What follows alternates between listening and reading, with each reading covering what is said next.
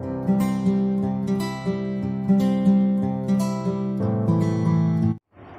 Friends, welcome back to my channel Deep classes, जिसमें आज हम जानेंगे आधुनिक विधा के रूप में कहानी की मुख्य पहचान के आधारों के बारे में।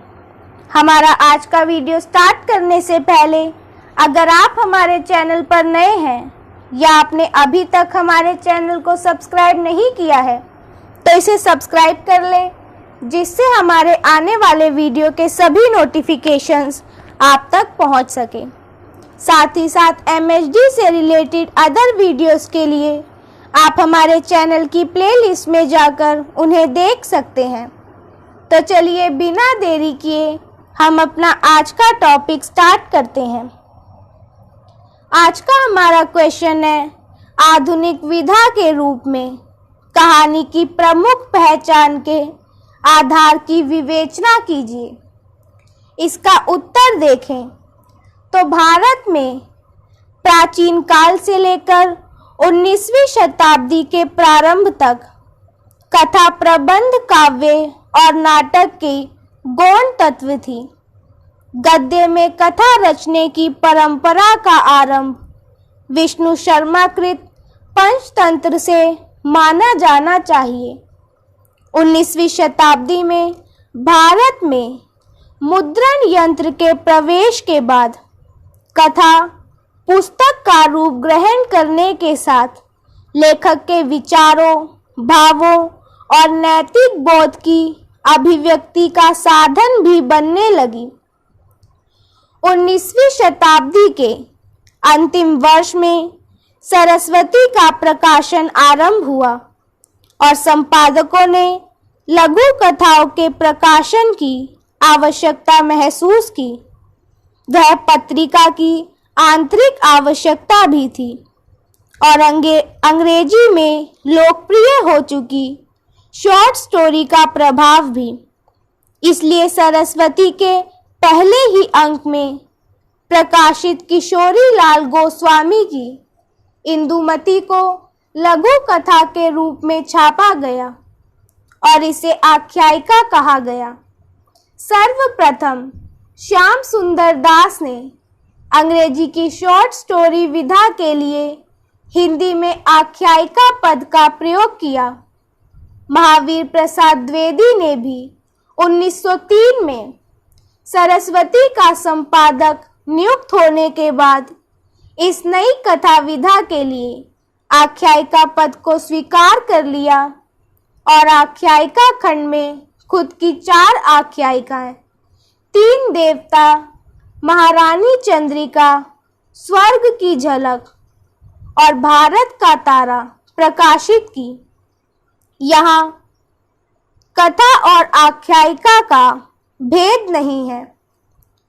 शुक्ल जी ने भी अपनी रचना 11 वर्ष का समय को अपनी आख्यायिका ही कहा था तथा बाद में जयशंकर प्रसाद ने भी अपनी छोटी कथा रचनाओं को आख्यायिका के नाम से अभिहित किया। मर्यादा, माधुरी, विशाल भारत आदि में बंगला के अनुकरण पर कहानी को गल्प पद से जाना जाता रहा। लगभग 1936 तक आख्यायिका, गल्प और कहानी पद का प्रयोग समानांतर चलता रहा। प्रेमचंद ने 1908 में प्रकाशित अपने कहानी संग्रह सोजे वतन की भूमिका में पहली बार शॉर्ट स्टोरी पद के अर्थ में कहानी पद का प्रयोग किया था। मानसरोवर के प्रथम भाग के प्राकथन से स्पष्ट है कि हिंदी में वे शॉर्ट स्टोरी के लिए किसी निश्चित हिंदी पद का चयन नहीं कर रहे थे। रामचंद्र शुक्ल ने अपने हिंदी साहित्य का इतिहास में शॉर्ट स्टोरी के लिए छोटी कहानी पद के प्रयोग पर जोर दिया, क्योंकि 1940 के दशक में कहानीकारों और आलोचकों द्वारा स्वीकार कर लिया गया। छोटी कहानी पद में उसके आकार की दृष्टि से छोटा होने का भाव निहित है। उपन्यास और कहानी का प्रमुख भेद उनका आकार है। उपन्यास का आकार बड़ा और कहानी का आकार छोटा होता है। यह स्पष्ट है कि शॉर्ट स्टोरी विधा पहले यूरोपीय भाषाओं में विकसित हुई, उत्तर भारत में पहले बंगला में और उसके बाद हिंदी में शॉर्ट स्टोरी भिन्न भिन्न नामों से पहचानी जाने लगी। अंग्रेजी आलोचकों ने शॉर्ट स्टोरी की पहचान नोवेल, एपिक, रोमांस जैसे बृहदाकार व्यापक फलों वाले कथा रूपों के भिन्न संक्षिप्त गद्य कथा के रूप में की है।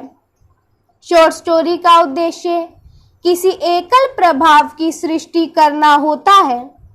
इस कथा रूप में मित प्रसारी दृश्य रचना और संक्षिप्त वर्णन के साथ चरित्र, कार्य, व्यापार और नाटकीय विकास दिखाना उपेक्षित नहीं होता।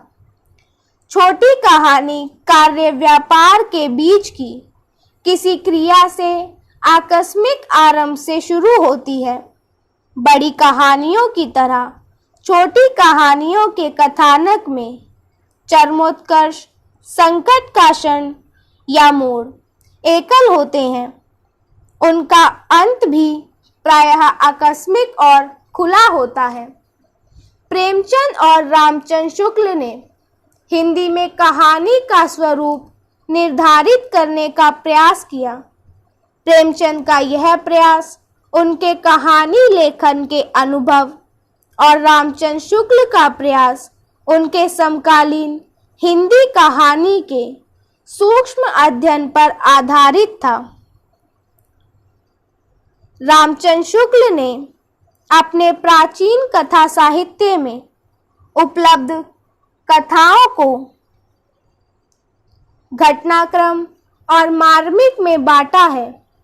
आधुनिक ढंग से उपन्यासों और कहानियों के स्वरूप विकास में उन्होंने नाटक के योगदान को रेखांकित किया, क्योंकि नाटक में घटनाओं की श्रृंखला लगातार सीधी ना जाकर इधर उधर और श्रृंखलाओं से गुम्फित होती है और अंत में जाकर सब मिल जाती है। शुक्ल जी मानते हैं कि घटनाओं के विकास की यह वक्रता या वैविध्य उपन्यासों और आधुनिक कहानियों को पुराने साहित्य से अलग करता है। इसी आधार पर शुक्ल जी राजा शिव प्रसाद के राजा भोज का सपना या वीर सिंह का वृतांत को आधुनिक कहानी नहीं मानते। शुक्ल जी ने इस तथ्य का भी उल्लेख किया है कि अंग्रेजी में प्रकाशित छोटी आख्यायिकाओं से प्रेरणा लेकर बंगला में वैसी ही कहानियां गल्प के नाम से प्रकाशित होने लगी थी। उनसे प्रेरणा ग्रहण कर सरस्वती में इस प्रकार की कहानियां प्रकाशित होने लगी। शुक्ल जी हिंदी कहानी का ढांचा पश्चिम से लिया मानते हैं, पर यह कसौटियां सभी कहानियों पर समान रूप से लागू नहीं हो सकती, क्योंकि कहानी में नए नए प्रयोग होते रहे हैं और कहानी का रूप बदलता रहा है। आरंभिक 20वीं शताब्दी के एक प्रभावशाली लेखक शेरवुड एटसन के अनुसार हिंदी कहानी का उद्देश्य रूप को प्राप्त करना है, ना कि कथानक को। अतः उसमें एक कथानक की शर्त उचित नहीं है। 20वीं शताब्दी में छोटी कहानी के इतिहास में रूप के प्रति झुकाव और प्रयोग की प्रवृत्ति हावी होती दिखाई पड़ती है। भले ही इस सदी में लोकप्रिय कहानीकार ओ हेनरी, पॉल मोरान आदि कथानक के अनुसार कहानियां लिखते रहे हों, प्रारंभिक संरचना के अभिकर्ता के रूप में आश्चर्यजनक और कौतूहलजन्य प्रसंगों का शताब्दी के मध्य ही व्यापक रूप से बहिष्कार हो गया। अब छोटी कहानी एक छोटे पर बौद्धिक दृष्टि से ज़्यादा मांग करने वाला पाठक वर्ग का प्रिय कथा रूप हो गई है। हिंदी के कहानीकार भी इस दिशा में सक्रिय हैं। प्रेमचंद और जैनेंद्र व अज्ञेय ने हिंदी कहानी को प्रौढ़ता प्रदान की। इसके बाद 5वें दशक के मंटो और बेदी ने और 6ठे दशक में अमरकांत, मोहन राकेश, कमलेश्वर, राजेंद्र यादव, शेखर जोशी, इंतजार हुसैन, निर्मल वर्मा, रेणु आदि ने कहानी की संरचना को अपेक्षित ऊंचाई प्रदान की। तो इसी के साथ हमारा आज का टॉपिक यही खत्म होता है, जिसमें हमने जाना आधुनिक विधा के रूप में कहानी की प्रमुख पहचान के आधार के बारे में। अपने नेक्स्ट वीडियो में हम छोटी कहानी की परिभाषा को जानते हुए उसके रूप निर्धारण में स्केच और उपाख्यान की भूमिका को जानेंगे। तब तक के लिए अगर हमारा आज का वीडियो आपको पसंद आया हो तो वीडियो को लाइक एंड शेयर करें और हमारे आने वाले सभी वीडियो के नोटिफिकेशंस के लिए हमारे चैनल को सब्सक्राइब करें। Thank you for watching.